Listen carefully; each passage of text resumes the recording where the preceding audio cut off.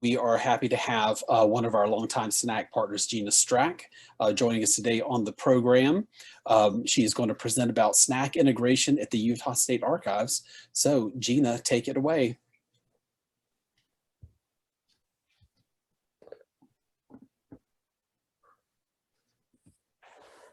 Okay, moving everything around for the share screen. Thank you for the opportunity to share our workflows with the SNAC community. My name is Gina Strack, and I'm the Digital Archives Manager for the Utah State Archives and Record Service. I've been with the State Archives since 2002. I was hired as a processing archivist and continue that work for certain state agencies, but mostly run the Digital Archives program to provide free online access to over 1.5 million items.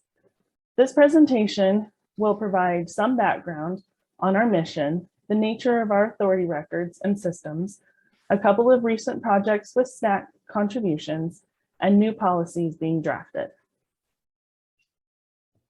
The State Archives is a division of the state of Utah's government. Our official name is Division of Archives and Record Service, to reflect our mission to create innovative solutions that will assist Utah government agencies in the efficient management of their records, to preserve those records of enduring value, and to provide quality access to public information. We're located under the new, as of July, Department of Government Operations, or GovOps, as we like to say when we're feeling clandestine. More on that department later. Within the State Archives, there's a number of teams and programs. I'm part of the Archives section, which encompasses programs to acquire, accession, process, reformat, and provide access to historical records, including online. The Utah State Historical Records Advisory Board, or SHRAB, administers a re-granting program for cultural heritage institutions throughout Utah.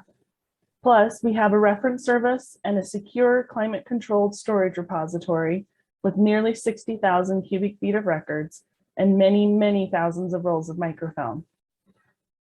I'm the program manager for our digital archives, or digital collections online, but also continue to contribute to processing work as a member of a state government team. We then have a local government team to oversee management and preservation of records created by counties, cities, towns, and more. We strive to form either temporarily or permanently cross-functional teams like these to decrease silos and ensure all of our customers, patrons, and audiences are served. We use an archives management system that's a custom version of Axiom.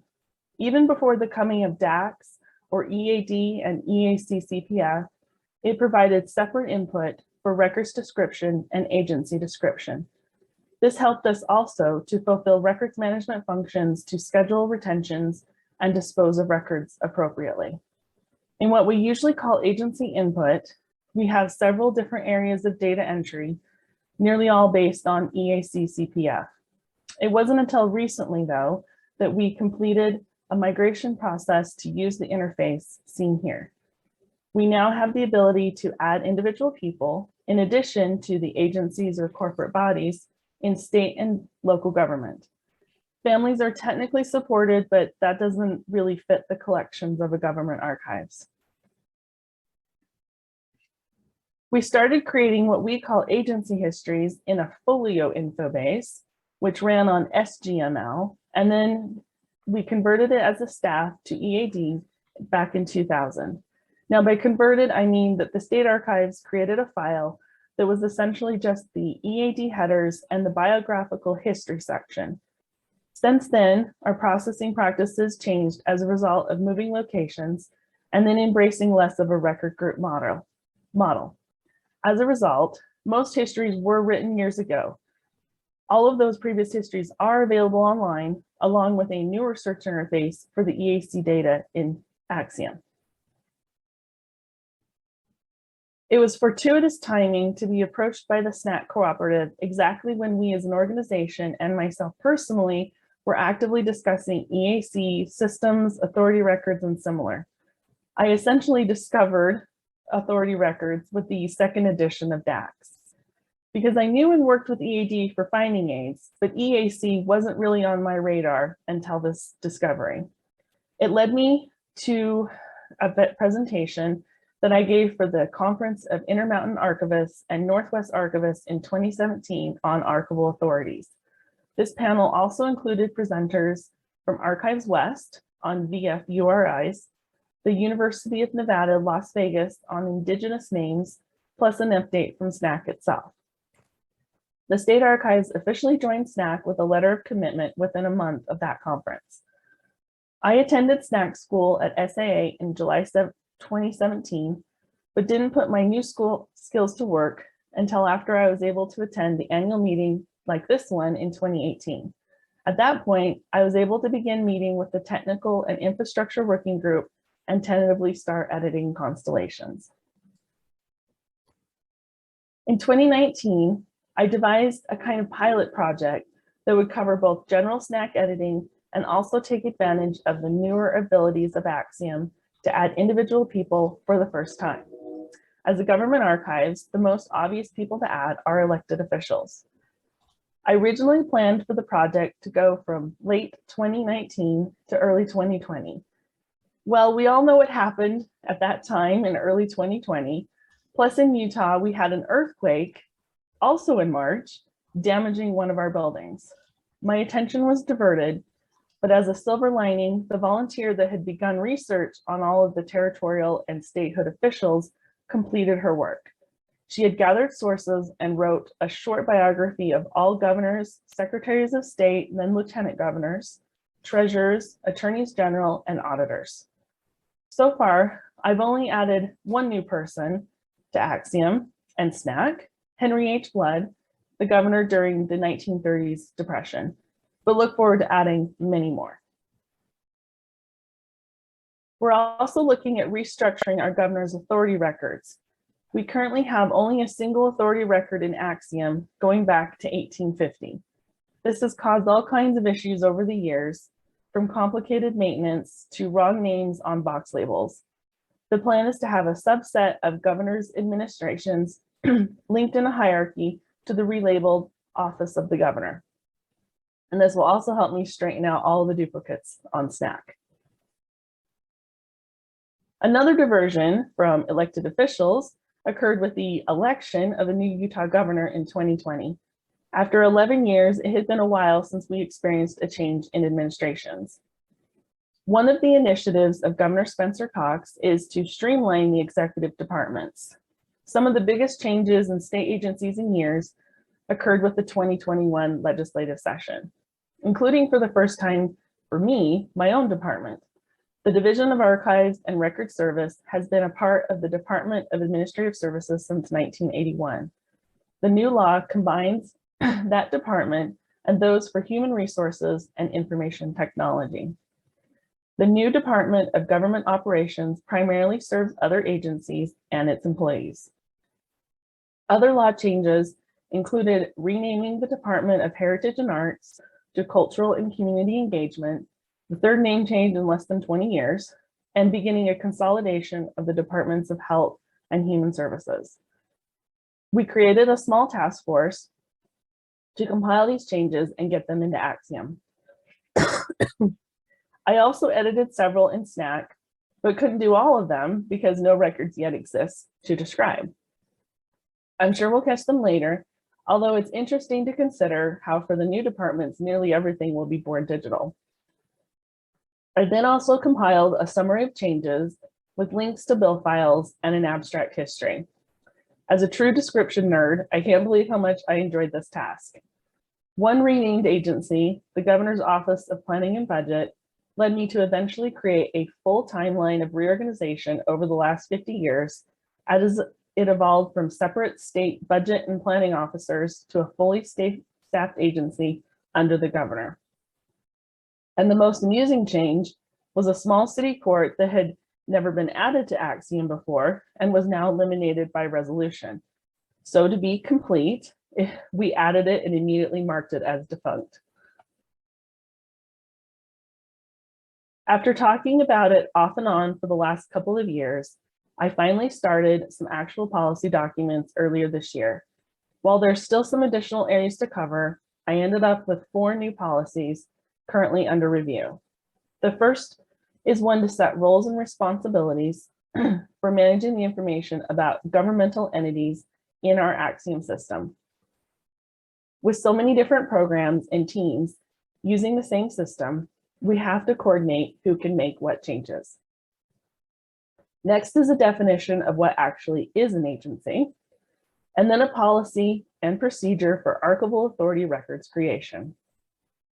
Finally, a short document that guides how the state archives can coordinate a partnership with the SNAC cooperative. It never hurts to start with roles and responsibilities. This fairly short policy document states that governmental entity data documents the organization, history, and structure of Utah government at all levels, providing context to the records created. Entity data begins the moment an agency is created and may be maintained long after it is defunct. Essentially, maintaining agency history and other data is always happening as we interact with the current agencies and their records. The policy is at a level that simply recommends that one or more staff is designated as needed to save having to update the policy document every time work assignments or personnel changes. Most of our policies are reviewed about every 3 years, so in the future, it may instead be appropriate to set a position title or a program as the person or persons that will add new agencies and make major changes.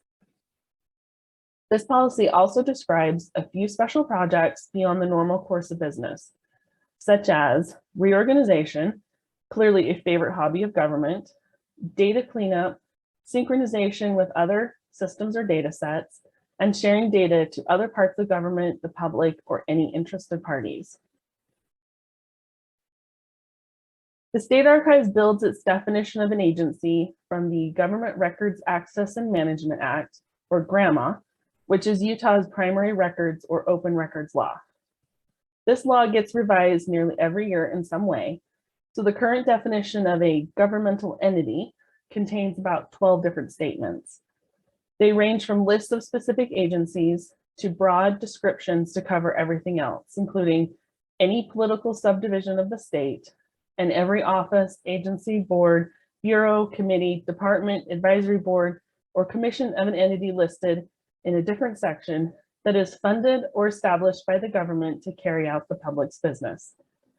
The definition in this law is specifically related to government records, so it serves us well for describing the creators of government records. This next section of the policy was originally written years ago, but it is such a strong foundation that it still works after many changes in the realm of archives and records management. The format is like a discussion, considering various examples over the history of state government in Utah. To start, agencies are not job titles, functions, or working groups. An agency is a group of persons, so it isn't one person's position. The Attorney General is a person, but the Office of the Attorney General has a staff that supports that position. It's the office that is an agency creating records. Though we can still describe each Attorney General as a person with a biography and life before, during, and after holding that office. Similarly, functions and activities are not the same as the organizational structure that carries out those functions.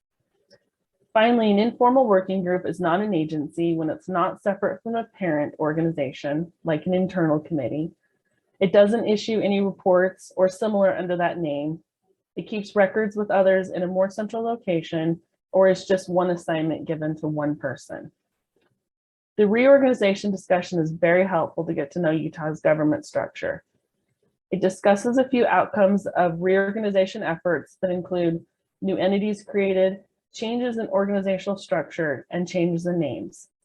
As we would all recognize with yesterday's sessions on inclusive and ethical description, names change over time. We no longer have a children's hospital for crippling diseases, but instead have services provided by a Bureau for Children with Special Health Care Needs. The remaining policy lists DAX elements that are required and recommended, It also provides a list of standards for forming names, including RDA, LCNAF, and the International ISAAR CPF. The concept of archival authority records, as described in DAX, was essentially what the state archives had been doing for a while.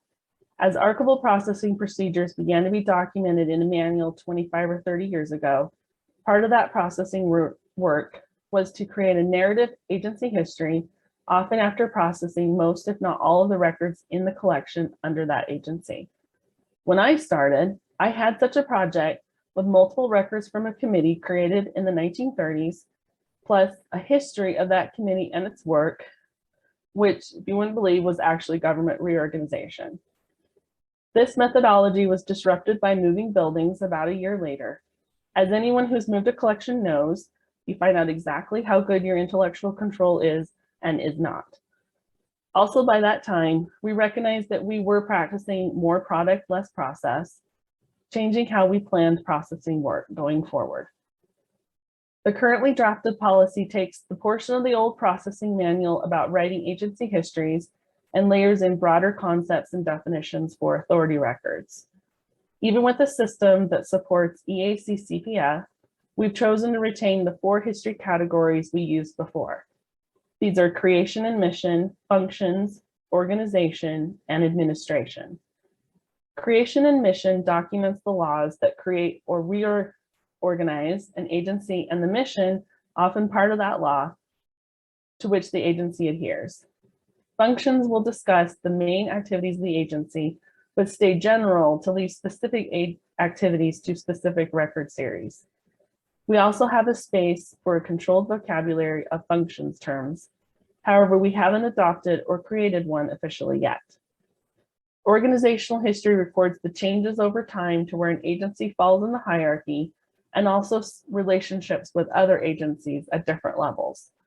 Administration covers how an agency is governed, such as executive directors, boards, or councils.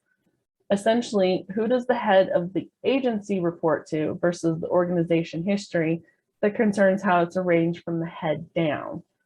We can also compile a list of directors in a structured format if the information is readily available. To quote another presenter, quoting Daniel, "We are doing together what none of us can do alone." It's true that the agencies and officials and similar we describe at the state archives have a scope narrowed to the state of Utah, but by freely sharing that information, we can provide a kind of source of truth for everyone else. And of course, we'll benefit from the information from others. For example, many Utah territorial governors did not otherwise have ties to Utah before their appointment. So if we want to explore any larger context, we need to go out and find their papers deposited in other states or the reports submitted to the president with the National Archives.